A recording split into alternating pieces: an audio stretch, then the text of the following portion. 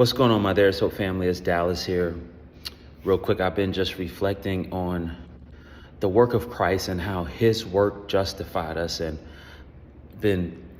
I was just looking over Romans chapter 3, verse 25, to where it talks about us being freely justified.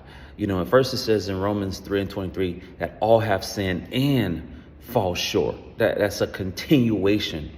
All have sinned and fall short. We still miss the mark of God's holiness, of God's righteousness, of God's glory, what pleases God, what's beautiful before him, what yields splendor from our life unto him. We all fall short of that, right?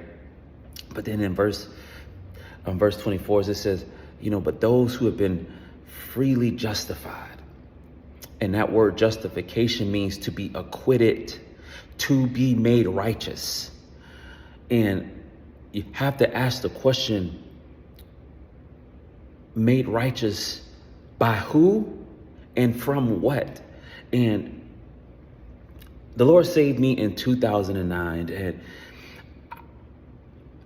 when I first got saved, let me speak about me.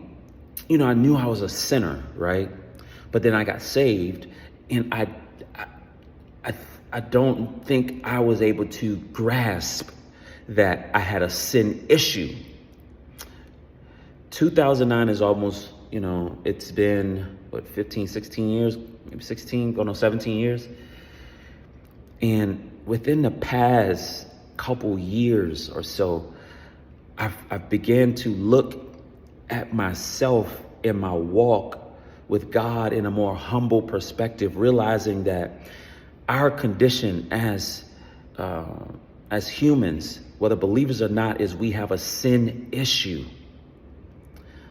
All the things that we are experiencing and dealing with in our world is from the condition of sin. And that's why we needed to be acquitted, because we could not be made right through doing good works, through doing nice deeds, through giving good offerings and all of that.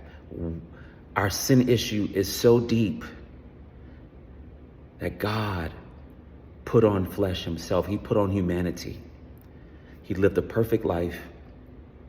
He died on a cross and bore our sins, was buried and resurrected, not for himself, but for you and I, so that we could be made just in him. And that's why there's hope.